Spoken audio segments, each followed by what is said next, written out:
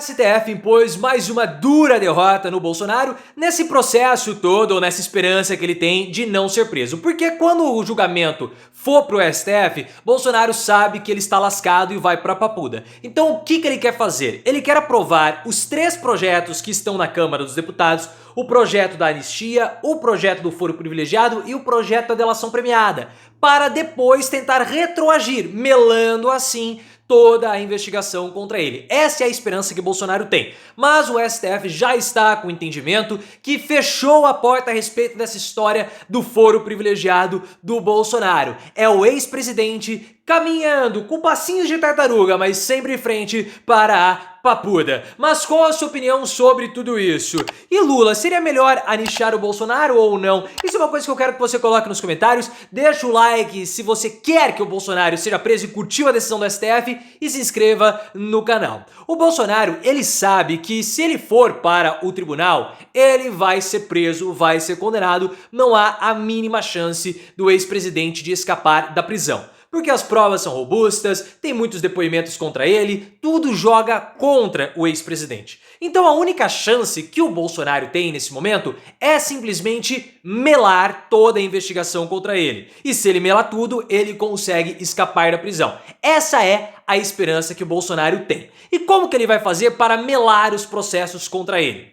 Com o jogo no Congresso. Existem 3 projetos que o Congresso Nacional está pautando e está discutindo que poderão beneficiar o Bolsonaro. O projeto que impede as delações premiadas de réus presos, o que poderia beneficiar no caso do Mauro Cid. O projeto do fim do foro privilegiado, que é esse que está em discussão e o STF já ferrou o Bolsonaro. E a PEC da anistia do Bolsonaro e dos envolvidos do 8 de janeiro. Você pode até falar, o Bolsonaro não está envolvido na PEC da anistia. E os outros 2 projetos não vai ter, o Bolsonaro não vai conseguir o benefício de retroagir essas decisões. Você está completamente correto, mas essa é a chance que o Bolsonaro tem. Primeiro, aprovar os 3 projetos e depois entrar com recurso para retroagir e ser beneficiado por essas decisões e melar todo o processo.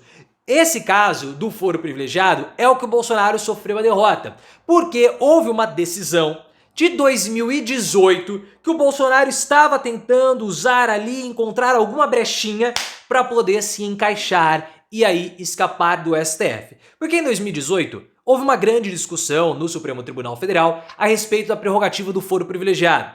O STF quis limitar a ação do foro privilegiado, limitando para crimes que tenham acontecido por políticos durante o mandato e crimes que envolvem a política nacional. Isso dá foro privilegiado. O Bolsonaro, ele não quer ser julgado no STF, porque lá vai ter Alexandre de Moraes. Então ele quer escapar do Xandão. Como? Indo para a justiça comum. Porque na justiça comum, o Bolsonaro pode ser julgado por um juiz bolsonarista, o que favoreceria ele diante dos tribunais. Então é isso que ele quer fazer. Ele quer usar o argumento que os crimes que foram cometidos por ele foram durante o mandato, mas ele já não é mais o presidente da República, então ele não pode ser julgado no STF. Só que o tribunal, recentemente, tomou uma decisão contra o senador, sobre o senador Zequinha Marinho, lá do Pará. E nessa decisão, já abriu assim a prerrogativa para julgar o Bolsonaro, porque na decisão de um habeas corpus do Zequinha Marinho, o STF definiu que o foro privilegiado ele é determinado pelo momento que o crime foi cometido. Então, se o crime foi cometido durante o mandato, o político, mesmo depois de ter deixado o parlamento, o executivo, o legislativo, enfim, ele vai ser julgado pelo STF. O 8 de janeiro ele aconteceu depois que o Bolsonaro já tinha deixado a presidência da República. Porque foi 8 de janeiro de 2023. Bolsonaro estava nos Estados Unidos.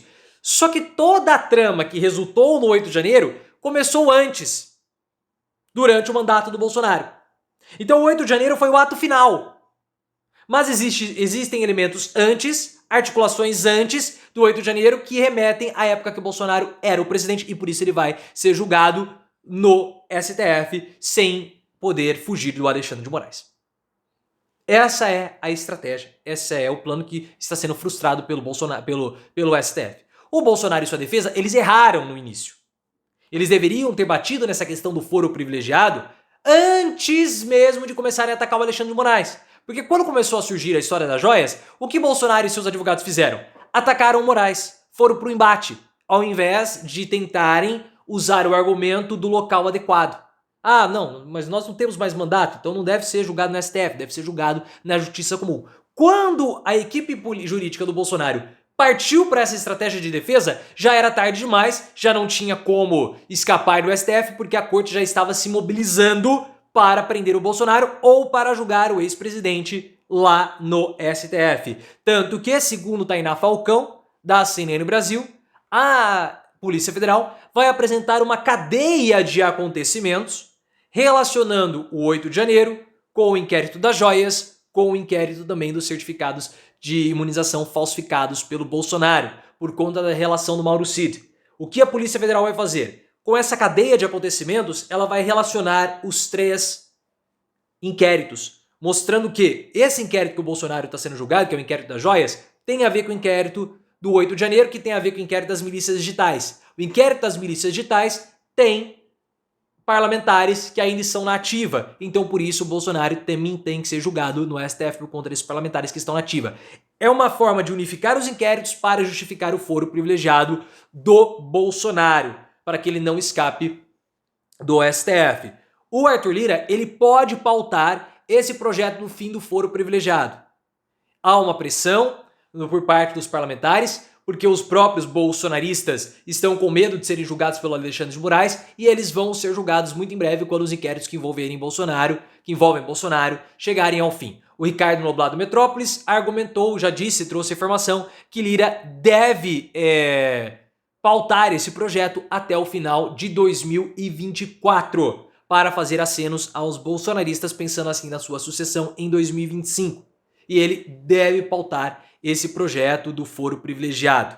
O Lira está numa situação muito ruim, como todo mundo sabe. Saiu pesquisa recente em Maceió, mostrando que o candidato, o João Henrique Caldas, o JHC, que é o atual prefeito da cidade, vence em todos os cenários, inclusive nos cenários que tem ali aliados de Arthur Lira, como Davi Davino. Então isso mostra que o JHC pode trair à vontade o Arthur Lira, que a traição não vai impactar em nada. O apoio do Arthur Lira não é um apoio que é sensível ou impactante para o JHC. E essa traição do Arthur Lira já está acontecendo, porque o JHC tinha combinado com o Lira de escolher um vice indicado pelo Lira. Mas agora o JHC vai escolher, segundo o jornal O Globo já está definido isso, vai ser o Rodrigo Cunha, senador da República. Rodrigo Cunha, como vice de JHC, abre espaço para a mãe do JHC ser senadora.